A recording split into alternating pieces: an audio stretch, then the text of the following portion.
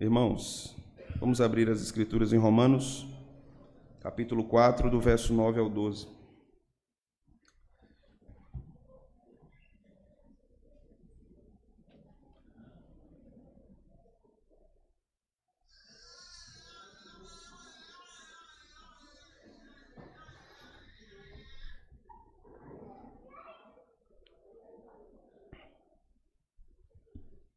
Nos diz a palavra do Senhor.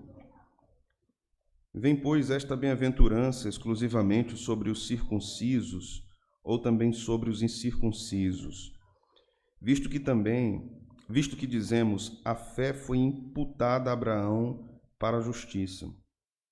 Como, pois, lhe foi atribuída, estando ele já circuncidado ou ainda incircunciso?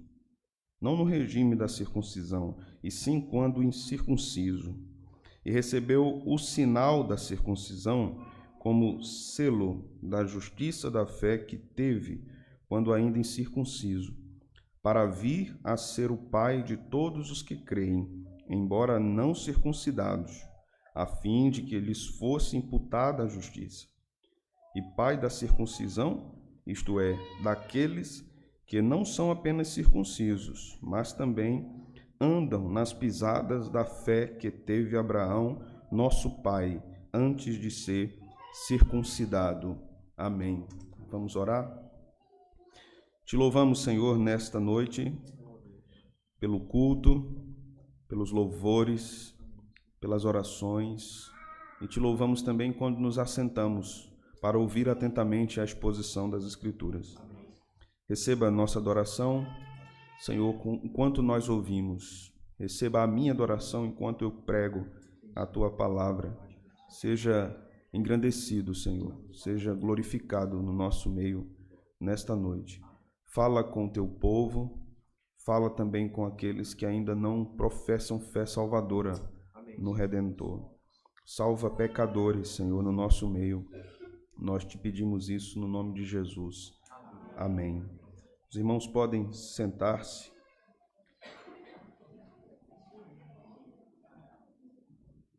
Meus irmãos, este primeiro domingo do mês de outubro, é o mês que também começamos a refletir sobre vários pontos importantes da nossa fé evangélica, da nossa fé reformada. Quando falamos fé reformada, isso quer dizer não que a fé, o dom da fé precisa de uma reforma, mas a fé quanto conhecimento das Escrituras, ela é reformada, porque isso provém do século XVI, basicamente com o trabalho de irmãos preciosos naquela época e também outros que os antecederam, mas que chega ao ápice da Grande Reforma em 1517 com Martinho Lutero. O centro das discussões a respeito do que a igreja vivia naquela época, e vivia de forma apóstata, diga-se de passagem, adorando coisas inanimadas, também coisas animadas, tendo como um líder não Cristo, mas um homem conhecido como Papa, que na sua cadeira, sua fala era infalível, isso violando completamente de fato, o que o ensino das Escrituras dizem a respeito de Cristo. O culto naquele período estava corrompido, a idolatria tinha penetrado na igreja, as indulgências eram as vendas da salvação, basicamente. As pessoas pagavam por isso. Crânios eram adorados, restos de cabelo, leite, supostamente de Maria, pedaços da cruz de Cristo. E coisas dessa natureza eram invocados como artifícios religiosos. Martinho Lutero, ao ir a Roma, em determinado período, escandalizou-se com o que era a igreja. Então, Lutero era um homem envolvido também no ensino da Bíblia, no ensino da teologia, e como era prática acadêmica naquele período, ele expôs suas teses, as suas 95 teses, na frente da capela de Wittenberg. E aquele documento causou uma verdadeira revolução na Europa em poucos meses. As indagações, as afirmações de Lutero nas 95 teses eram de fato desafiadoras para que a Igreja Romana pudesse dar explicação bíblica a respeito disso. Não havia explicação bíblica. Naquela época já, a autoridade na Igreja era dividida entre o poder do Papa, a tradição da Igreja. Então, como uma igreja se sustentaria dizendo que a Bíblia tinha autoridade, que o Papa tinha autoridade, que a tradição tinha autoridade? Não que a tradição fosse ruim ou seja ruim para a igreja. A tradição é boa, contanto que ela seja bíblica, contanto que ela tenha fundamentação bíblica. Inclusive, Paulo usa esse termo, tradição, nos seus escritos. Nosso problema não é com a tradição. O nosso problema é com a tradição que não glorifica a Deus por meio do ensino das Sagradas Escrituras. Então, basicamente, a reforma, se nós fôssemos resumir aqui, girou de início em torno de 2 pontos culminantes: a salvação, a doutrina da salvação e o culto a Deus. E nós vamos ver isso durante esse mês, pela manhã, nos domingos, sobre o culto a Deus, e à noite continuaremos investigando, ouvindo, pensando sobre essa doutrina central da salvação nas Escrituras, que é a justificação pela fé, doutrina central na fé protestante, embora ainda saibamos que muitas igrejas ditas evangélicas são completamente ignorantes a respeito da importância da justificação pela fé. Se uma pessoa não crente hoje perguntasse a você, membro dessa igreja, por favor, em 5 minutos, me diga o que é a justificação pela fé, você tem condição de explicar? Você deve ter condição de explicar, porque isto é uma coluna da fé protestante. Isso, na verdade, é a maior distinção entre a fé evangélica e o que a Igreja Católica Romana pensa a respeito da salvação. Para o catolicismo romano, a justificação se confunde com santificação. Então, é basicamente um cultivo de virtudes morais e cristãs que fazem com que o homem seja justificado. Então, esse tipo de perspectiva, de fato, não podemos negar, é uma espécie de salvação por obras. É uma espécie de salvação por obras. E os reformadores diziam, não, a salvação é única e exclusivamente pela graça. O homem não pode fazer nada para ser salvo. Quando ele responde, é porque ele já foi alcançado. Então, a salvação é sola gratia, somente pela graça, e não há outro meio de salvação. Esse pensamento de salvação por obras penetra também no meio evangélico com outras roupagens. Mesmo em muitos arraiais se dizendo que a salvação é pela graça, é preciso que haja um esforço para que seja salvo, é preciso que se dê uma chance a Jesus, né? Dê uma chance a Jesus. Deixe ele entrar na sua vida. Veja como ele pode mudar. É como se fosse assim, dê uma chance. Se ele não conseguir, você descarta. Então, Jesus, muitas vezes, em alguns arraiais, é publicado ou vendido como um pacote de pão no mercado. As Escrituras nos dizem o seguinte: vocês não me escolheram, eu escolhi a vocês. Vocês vieram a mim porque foram trazidos. Não vieram a mim porque quiseram. Vocês não permanecem firmes por sua própria força. Vocês permanecem firmes, diz Pedro, porque o poder de Deus os sustenta. Então isso faz toda a diferença quando nós pensamos a respeito da justificação pela fé. Se a justificação não é pela fé, meus irmãos, segue-se que o homem crê sem um antecedente ato vindo de Deus para salvá-lo. A justificação é Deus entrando na nossa história e nos tornando justos, ou declarando-nos justos. Essa é a sentença mais exata. Declarando-nos justos, mesmo que em nós ainda haja a natureza pecaminosa. Deus nos declara justos, não porque nós merecemos, não porque há algo em nós que atraiu o olhar do Senhor, há algo em nós que deslumbrou o Senhor. Nós somos tornados justos ou declarados justos por causa de Cristo e pelo que Ele fez apenas. A fé e não a obra leva o homem à salvação. Mas uma vez que ele é salvo por meio de sua fé, a obra se manifestará. A única obra que está presente no trato de Deus para a salvação de pecadores é a obra de Cristo. Se uma igreja defende, ou um pregador defende a salvação por obras de justiça, ali não está o verdadeiro evangelho. Negar a justificação é negar o evangelho inteiro, o evangelho completo. A justificação pela fé antecede as obras de cada ser humano.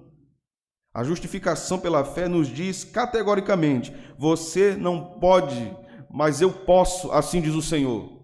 Você não consegue, mas eu tenho todo o poder. Você não pode limpar-se assim como um leproso não pode tirar de si a lepra, mas eu tenho como purificar você por meio da obra do meu Filho. Deus não justifica o pecador pelo que o pecador faz, mas por soberana vontade de Deus. Deus resolve: eu quero salvar você. Agora olhe para você e olhe para quem Deus é. Quem é você? Quem é você diante de Deus? O que você faz de digno para que Deus o aceite? Nada. Você não pode fazer nada de digno para que Deus o aceite. Nessa parte de Romanos que nós vamos investigar hoje, temos o argumento histórico de Paulo sobre a justificação pela fé em Abraão.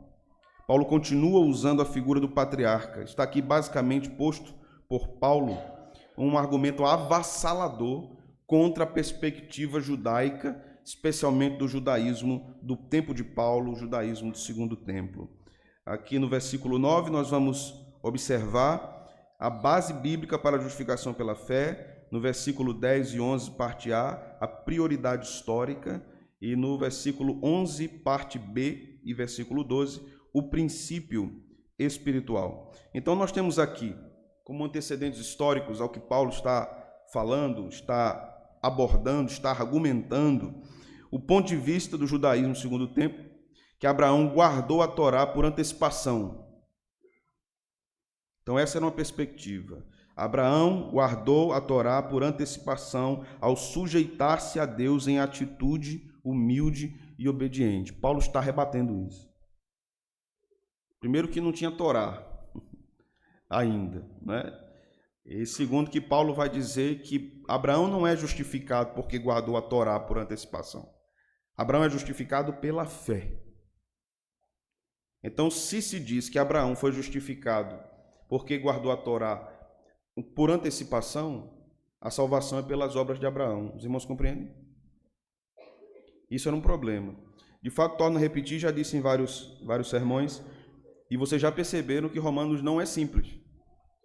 Romanos não é fácil. A leitura de Romanos é uma leitura difícil, mas importantíssima para a nossa fé. Não é? A comida que Deus nos dá nem sempre é fácil de comer. Né? Tem umas casquinhas de caranguejo para tirar. Então você tem um trabalhozinho para poder comer aquilo devidamente e ser alimentado saudavelmente. Né? E Deus requer também do nosso intelecto. Deus quer exercitar o nosso intelecto.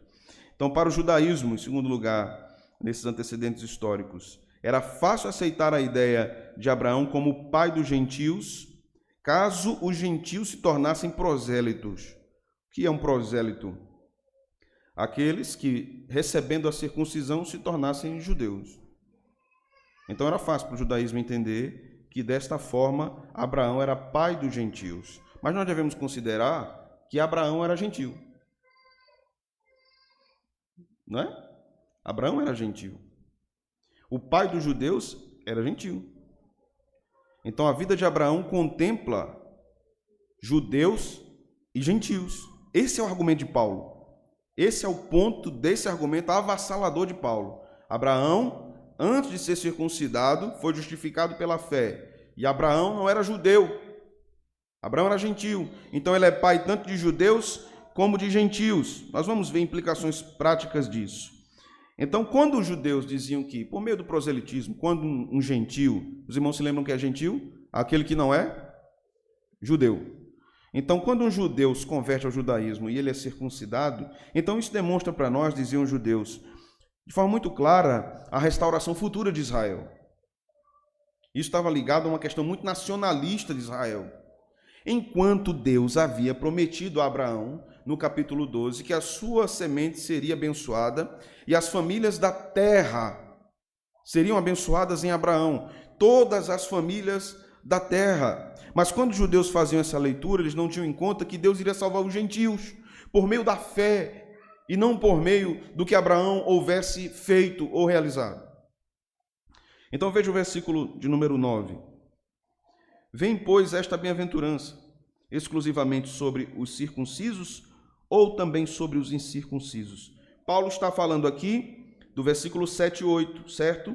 Que é quando ele menciona o Salmo 32, como nós vimos no último sermão. Versículo 7, bem-aventurados aqueles cujas iniquidades são perdoadas e cujos pecados são cobertos. Bem-aventurado o homem a quem o Senhor jamais imputará pecado. Então Paulo diz no verso 9, esta bem-aventurança é exclusivamente para os circuncisos ou também para os incircuncisos? Vamos lá, quem são os circuncisos? Judeus, que recebem a marca da circuncisão na infância, os homens judeus. Quem são os incircuncisos? Gentios. Então todas as vezes que Paulo vai intercambiando esses termos, circunciso, parênteses, judeus, incircuncisos, parênteses, gentios, Paulo vai usando de palavras distintas para falar a mesma coisa, porque ele está tratando do ponto da circuncisão, porque era um ponto de glória para o próprio judeu. Nós somos circuncidados. Nós seguimos a tradição de Abraão. Os gentios não são circuncidados, ou para os judeus. Nós seguimos nossa tradição religiosa, então basicamente não tem como a gente não ser salvo. Se fosse para os dias de hoje, a gente lê os 10 mandamentos lá na igreja. A gente fala até o credo. Agora é tão reformada que fala até o credo. O pastor usa até aquela golinha de padre. Não tem como não. O pastor até prega em Romanos. Não tem como não ser salvo, porque a gente segue essa tradição. Meu pai, meu bisavô, todo mundo era de lá. Meu pai apertou a mão de Cali. Não tem como não ser. Meu pai trocou a ferradura do cavalo de Forsyth quando ele viajava. Então não tem como eu não ser. Essa é a questão dos judeus. Nós estamos presos a uma tradição. E Abraão conquistou isso. E ele foi justificado. E nós estamos lutando para guardar a lei. Também para sermos assim justificados e aceitos por Deus. Entendem isso, irmãos? Entendem como isso vem para o nosso tempo? Então eu tenho que cultivar uma vida religiosa a fim de então que eu seja digno de receber a salvação de Deus. Eu tenho que fazer por onde? Receber a salvação de Deus, porque então assim de fato eu terei certeza que eu sou justificado. Para mim está garantido, eu dou meu dízimo todo mês, está garantido. Não tem como eu não ser, eu sou fiel. Eu sou fiel, às vezes escuto um crente falando um negócio desse. Olha, pastor, eu venho todo domingo, eu sou fiel no dízimo. Você deve ser fiel no dízimo, deve vir todo domingo, mas não salva você. Isso não salva você. Todo culto de oração eu estou aqui, toda quinta-feira eu estou aqui. O que tiver eu estou aqui. Se tiver o AF eu estou aqui. O que tiver de reunião de homens eu estou aqui. Reunião de crianças eu estou aqui. O que tiver eu estou aqui, para garantir que eu vou. Isso não salva você. Mas minha mãe ora por mim, pastor. Meu pai ora por mim. Isso não salva você. Isso não justifica o pecador. Observe que a primeira pergunta que Paulo faz aqui nessa parte é se a bem-aventurança da justificação foi dada apenas para os judeus. Ela foi dada apenas aos que se circuncidaram? Veja que Paulo está induzindo ao judeu que lê a Epístola aos Romanos a chegar numa conclusão. Ele está dizendo, foi dada só para os judeus a justificação porque eles se circuncidaram? Foi assim que aconteceu? Porque os judeus estavam com isso na cabeça. Paulo aqui está fazendo uma pergunta que prepara a base histórica que ele vai usar para afirmar que a salvação não é apenas dos judeus, a salvação é para todo aquele que crê em Cristo. Todo aquele que crê. Essa pergunta de Paulo é uma pergunta muito inteligente. Paulo era do ponto de vista humano, o apóstolo Paulo era um gênio. Do ponto de vista humano, ele era um gênio. O que salvou Abraão não foi a sua obediência em se circuncidar. O que salvou Abraão foi a sua fé salvadora no Deus que salva. E aí o que precisamos anexar a isso? A fé vem de quem? A fé vem de quem? Vem do homem? O homem pode dizer, eu tenho muita fé? Pode. Não fé salvadora. Ele pode ter muita fé que o time dele vai ser campeão no Campeonato Brasileiro. Ou de um campeonato internacional. A Copa dos Campeões. Mas essa não é fé salvadora. Ele pode ter muita fé que ele vai fechar um negócio. Ele pode acordar de manhã dizendo, vai dar certo, vai dar certo, vai dar certo, vai dar certo, vai dar certo. E pode até dar, mas não é porque ele ficou, vai dar certo, vai dar certo, vai dar certo. Confissão positiva não muda contexto de nada. O que é a fé salvadora? É um dom de Deus, é Deus quem dá ao homem. Deus coloca no homem. É uma dádiva. Isso aqui é muito importante. Nessa porção, temos uma crítica de Paulo ao judaísmo do seu tempo, à religiosidade do seu tempo, e uma crítica de Paulo também à religiosidade do nosso tempo. Em termos aplicativos aqui, meus irmãos, a promessa da salvação dada a Abraão foi para ele e para muitas nações. Abra sua Bíblia, por favor, em Gênesis 12.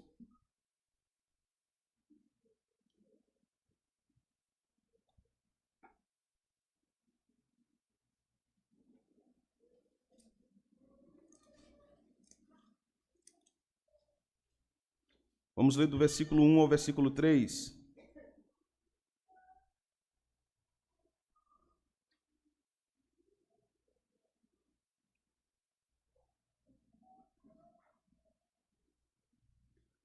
Versículo 1. Ora, disse o Senhor a Abrão, sai da tua terra, da tua parentela e da casa de teu pai, e vai para a terra que eu te mostrarei. De ti farei uma grande nação, e te abençoarei, e te engrandecerei o nome. Sê tu uma bênção. Abençoarei os que te abençoarem, e amaldiçoarei os que te amaldiçoarem. Em ti serão benditas todas as famílias da terra. Em ti serão benditas todas as famílias da terra. Isso vai se espalhar pelo mundo todo, Abraão. E Paulo vai dizer que os verdadeiros descendentes de Abraão não são aqueles que são segundo o parentesco humano, mas segundo a fé. Em Gálatas, Paulo fala isso. O que salva o pecador é o que salvou Abraão. A graça, não a religiosidade. A minha exortação, o meu encorajamento, o meu apelo nesse sermão não é que você se torne um religioso. O que salvará você?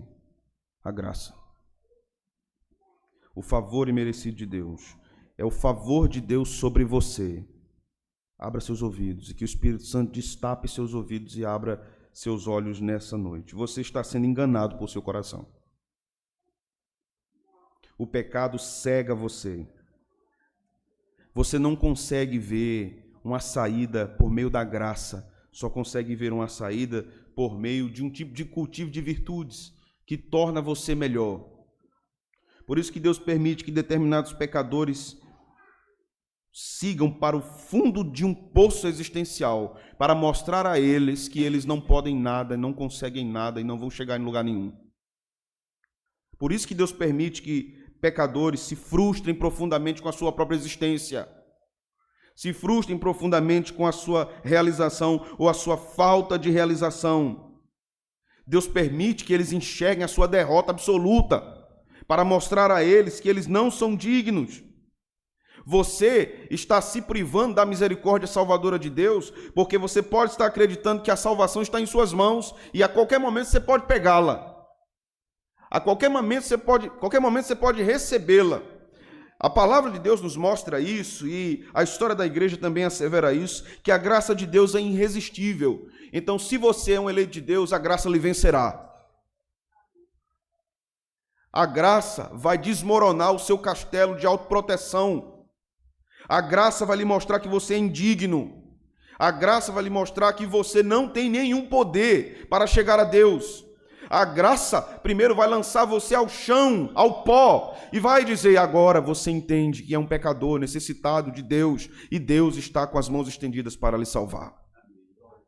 Eu oro para que as escamas caiam dos teus olhos, que Deus, que é luz pura, ilumine as trevas do teu entendimento, e você veja a luz da vida, e você receba, ouça da voz daquele que tudo fez: haja luz, e a luz dele invada as trevas de tua alma. A minha oração é que ele, que é fonte de água viva, guie você para matar a sede de seu espírito, que leve você a águas tranquilas, porque ele mesmo é a fonte, e ele mesmo é o pastor que nos leva à fonte. Por isso eu digo a você nessa noite: se arrependa dos seus pecados, ore, receba o Senhor como seu Salvador. Talvez você não saiba orar, eu digo a você como fazê-lo. Não tem coisa muito difícil nisso. Você apenas precisa dizer: Senhor, eu estou aqui e eu preciso da tua graça. Eu sou um pecador e eu estou afundando nos meus pecados. Eu não consigo me libertar dessas amarras pecaminosas da minha vida. Eu não consigo me soltar disso. Eu não consigo me soltar dos meus vícios. Eu não consigo me soltar dos meus pensamentos nebulosos. Eu não consigo me soltar, Senhor, dessas práticas perversas. Eu não consigo me livrar disso. Livra-me, Senhor, liberta-me. E se você não tem vícios horrendos? E se você não tem problemas emocionais?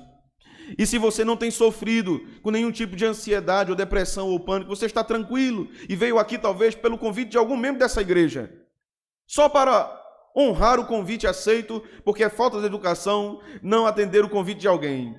Talvez você se ache uma pessoa bem equilibrada e que você chegou a um estado de maturidade humana que não precisa de religião. Religião é para aqueles mais infantes intelectualmente.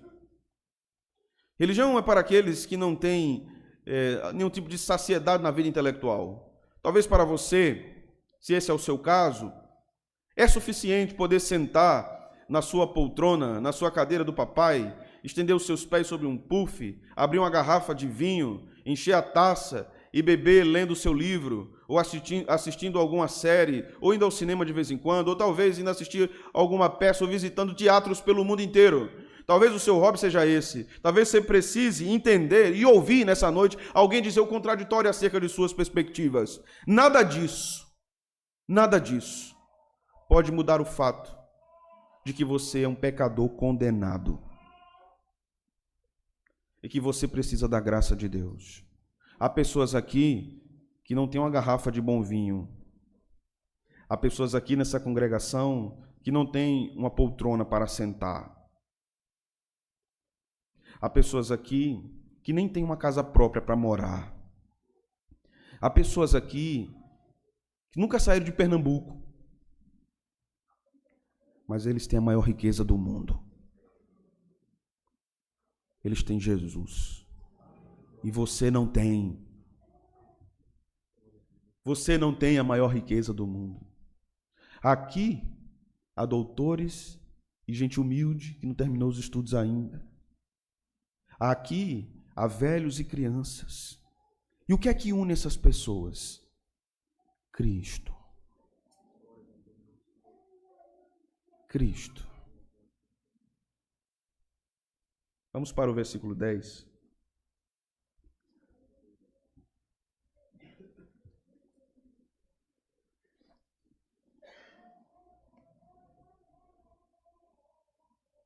Veja o final do versículo 9. Visto que dizemos, a fé foi imputada a Abraão para a justiça. Então, verso 10. Como, pois, lhe foi atribuída a justiça? Estando ele já circuncidado ou ainda incircunciso? Uma outra pergunta importante de Paulo.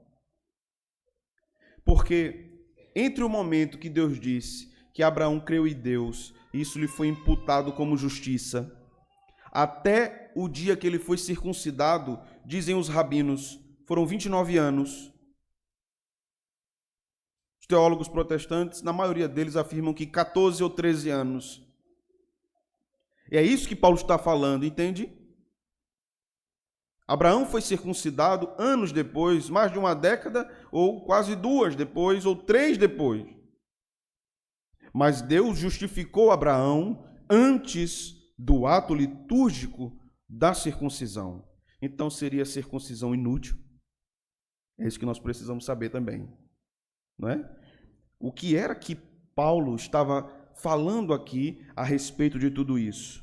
Esta pergunta é fundamental e crucial. Nós precisamos entender aqui algo importante. Vejam, no final do verso 10 e a parte A do verso 11 nós lemos: não no regime da circuncisão, e sim na incircuncisão. Ou seja, Abraão foi justificado antes de ser circuncidado e não havia instituição de circuncisão ainda. Versículo 10, parte A do verso 11. E recebeu o sinal da circuncisão como selo da justiça da fé que teve, quando ainda incircunciso. Interessante, né? O que é sinal e o que é selo aqui? Usualmente, nós entendemos em teologia que há uma distinção importante entre símbolo e selo. Isso é importante entendermos.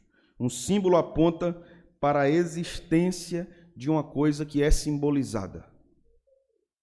Certo? Exemplo, um exemplo claro para nós. Isto aqui que está à minha frente. Isto é um símbolo que aponta para a existência do que isso mesmo simboliza. Isto aponta para quê? Os elementos da ceia apontam para o quê? Para o sangue de Cristo e para o corpo de Cristo. Isso é símbolo. Um símbolo aponta, é uma memória de algo que existe. Ele traz à memória a quem vê algo que existe, embora o símbolo não seja a coisa própria. Está claro, irmãos? E o que é o selo? O selo está ligado ao símbolo, ao passo que o selo é algo que autentica o símbolo. Vamos falar do batismo, por exemplo. A Bíblia fala que o batismo com o Espírito Santo acontece na conversão do pecador.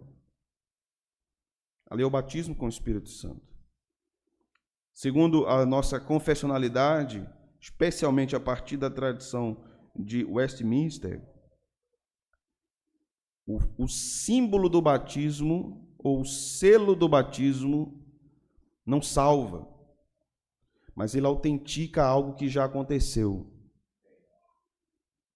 O batismo não salva, ninguém é salvo quando é batizado, mas aquilo autentica algo que aconteceu, confirma e garante a genuinidade daquilo que é selado. Então, se uma pessoa quer receber o batismo, é porque ela reconhece que Cristo entrou em sua vida e que ela recebeu o batismo com o Espírito Santo. Então, o batismo é símbolo e é selo. A circuncisão era símbolo e selo. Isso é importante para que nós entendamos a argumentação do apóstolo Paulo aqui. Não somos salvos quando recebemos um selo. O selo sacramental litúrgico. Mas somos salvos quando isso acontece na esfera espiritual, que é o que Paulo diz em Efésios, quando somos selados pelo Espírito Santo. Mas este selo cerimonial, vamos dizer assim, que acontece no culto, é importante. Entende, irmãos? É importante, mas ele não é maior do que o fato. Ele não é maior do que o que ele aponta ou o que ele significa.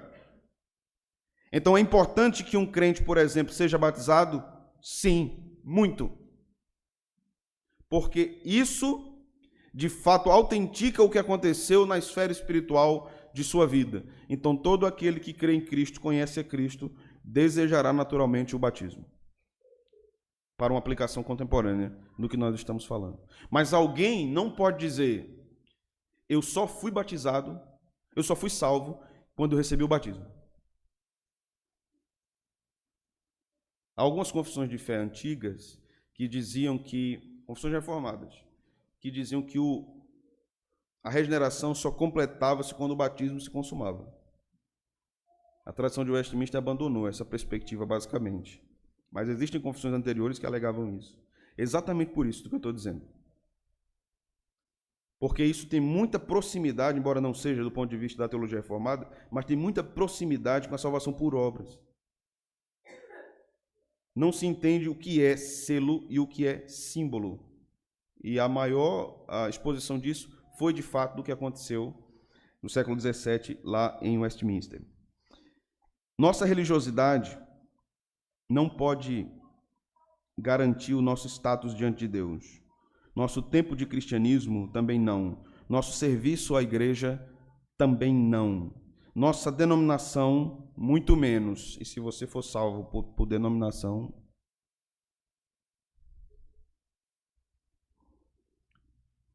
só Jesus, meus irmãos. Só Cristo. Somente o Salvador pode fazer isso. Louvado seja Deus. Tenhamos cuidado para não criarmos e abraçarmos salvadores em lugar de Cristo. Tenhamos cuidado para não buscarmos a salvação em alguma obra de justiça e não em Jesus. Tenhamos cuidado para não sermos cristãos dominados por uma espécie de legalismo e uma espécie de lei criada por nós mesmos que garante a nossa salvação. Há pessoas que precisam, por exemplo, de um contexto cheio de proibições para se sentirem salvas e seguras. Se sentirem salvas e seguras. Porque elas precisam desse aperto para ter certeza, não, eu sou um salvo, não é possível não, eu vivo desse jeito, eu sou muito santo. Cristãos podem se embaraçar com falsas mensagens e com palha e joio, pensando que estão comendo pastagens verdes e estão comendo trigo, enquanto estão comendo palha e joio, que é palha também, que não tem trigo dentro. Vamos para o final, verso 11b e verso 12. Para vir a ser pai de todos os que creem, embora não circuncidados, a fim de que lhes fosse imputada a justiça, ou creditada a eles, posta sobre eles a justiça. Há uma dupla imputação na salvação. O Senhor imputa sobre nós justiça e imputa sobre Cristo nossa pecaminosidade. Por isso que ele leva sobre si os nossos pecados. E Paulo está dizendo aqui que Abraão é a figura para isso, para nos mostrar que Deus imputa justiça ao pecador, seja ele judeu ou não. Deus salva quem ele quer salvar. Verso 12. E pai da circuncisão, isto é, daqueles que não apenas circuncisos, não são apenas circuncisos, mas também andam nas pisadas da fé que teve Abraão, nosso pai, antes de ser circuncidado. Mais uma vez, Paulo está ensinando claramente aqui nessa porção. Não tem ninguém melhor do que ninguém diante de Deus. Não tem ninguém que mereça mais do que o outro diante de Deus. Os homens é que acham que merecem mais. Os homens é que se perguntam por que ele ou ela e não eu. Os homens é que se perguntam por que não veio a mim, visto que eu sou mais merecedor dessas coisas. Para Deus não há acepção de pessoas. Paulo diz isso. Para Deus não há acepção de pessoas. Não há melhores diante de Deus. São sempre os piores. E Deus quer salvar os piores. Que Deus é esse, irmãos? Que Deus é esse que olha soberanamente e amorosamente para os piores? Que Deus é esse que olha para um bandido e diz: hoje você estará comigo no paraíso? Que Deus é esse que olha para uma mulher adúltera e diz: onde estão os teus acusadores? Vai, não peque mais. Que Deus é esse que chama um político bandido e diz assim: siga-me? Que Deus é esse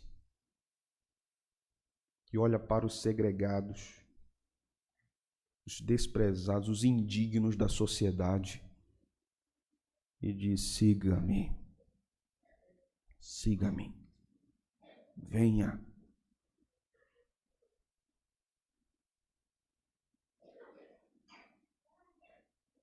Certa vez, conversando com um missionário, amigo, que plantou igrejas entre os ciganos, e o povo cigano é muito diferente de todo mundo que vive numa cidade, né? O povo cigano vive em lugares abertos, né, em seus acampamentos. E este amigo disse que levou a congregação cigana para a igreja mãe que ele pastoreava. Era um culto de festa. E em determinado momento do culto, alguns meninos da igreja entre os ciganos saíram do templo e foram fazer suas necessidades fisiológicas na frente da igreja. O número 2.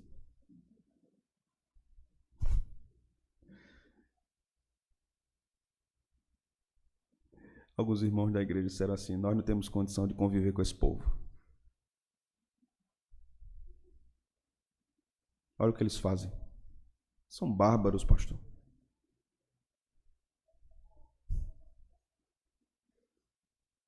Jesus salva ciganos.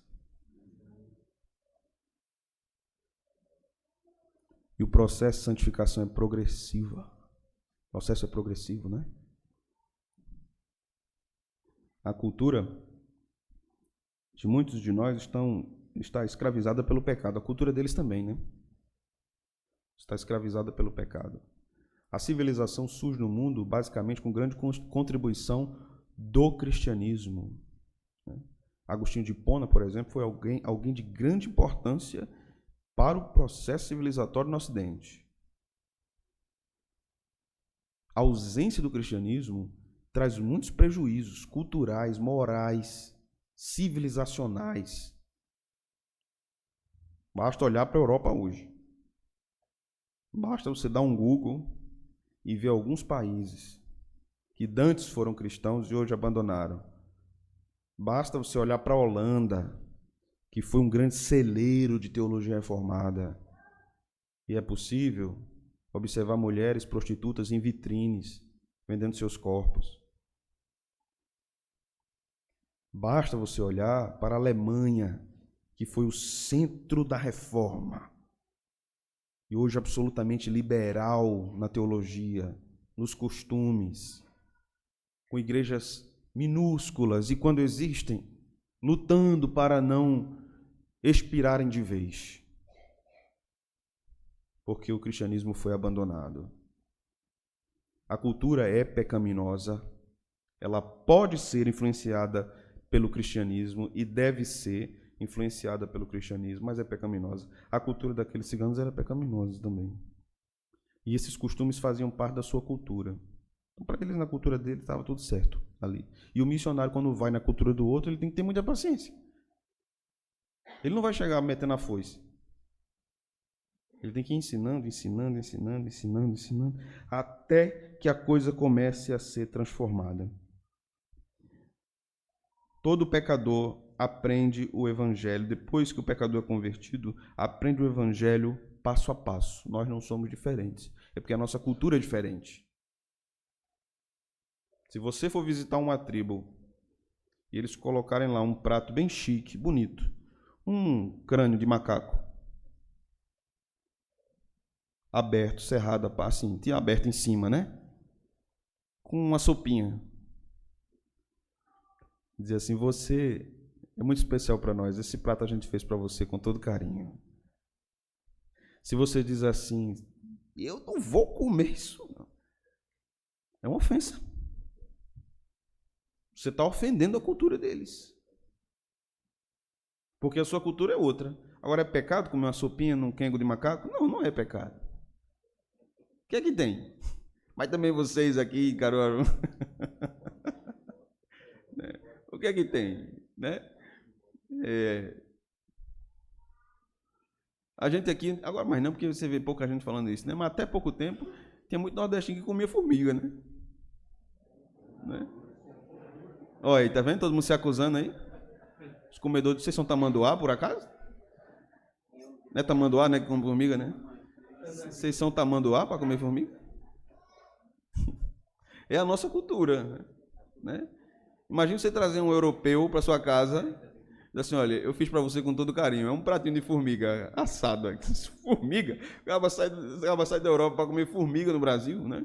É a nossa cultura, então a cultura às vezes escandaliza a outra. E a gente às vezes liga isso à obra de salvação, como se a salvação fosse também ocidentalizada. O padrão é o nosso, né? Do jeito que a gente faz, porque se não for do jeito que a gente faz, não dá, não está certo. A salvação vem por Jesus, apenas por Cristo. A gente não pode perder isso de vista. A salvação vem por Cristo. Como alguém pode ser salvo? Justificado pela fé. E o que é a justificação? É um ato divino de declarar o pecador justo por causa de Jesus Cristo. Eu repito isso todos os sermões para que você memorize isso. Tornar-se salvo pela graça só é possível se receber a Cristo como Salvador. E é obra dele mesmo nos alcançar. Então, eu posso me salvar? Você pode se salvar? Não. Somente Deus pode salvar pecadores. O que devo fazer então?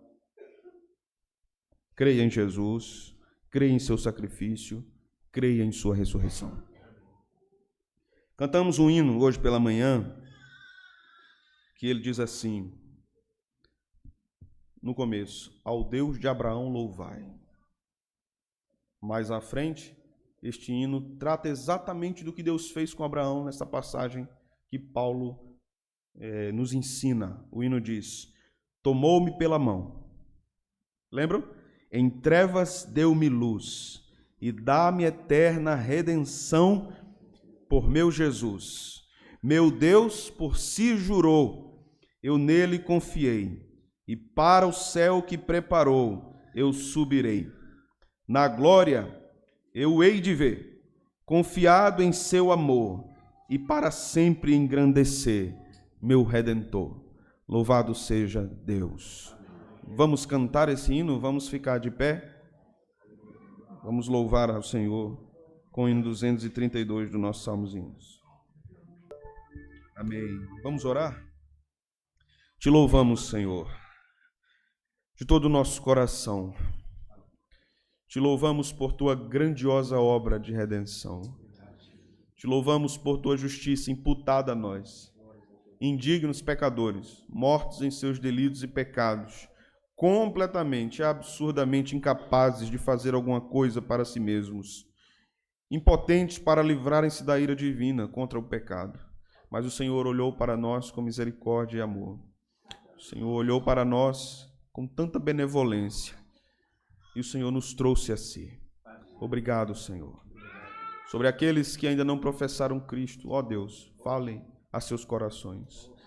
Atraia o Senhor a ti, não por persuasão humana, não, Senhor, por convencimento apenas emotivo, mas por obra de tua graça, atraia pecadores a ti. Salve, Senhor, pecadores neste lugar. Atraia-os, Senhor, a ti e traga-os para que eles ouçam a tua voz, a tua palavra e te sirvam com alegria e singeleza de coração. Abençoa, Senhor, a nossa congregação. Abençoa, Senhor, os velhos, os novos, as crianças, os jovens. Fortalece o teu povo, Senhor. Fortalece os ministros desta igreja, os pastores, os presbíteros, os diáconos, as diaconisas. Senhor, seja misericordioso com todos nós. Senhor, abençoe todos aqueles que te servem aqui, aqueles que um dia passaram por aqui, onde quer que eles estejam, que a tua mão esteja sobre eles. Aqueles que afastaram-se dos teus caminhos, traga-os de volta, Senhor. Que o Senhor convença-os do seu pecado, da tua justiça e do juízo. Essa é a nossa oração, no nome de Jesus. Amém.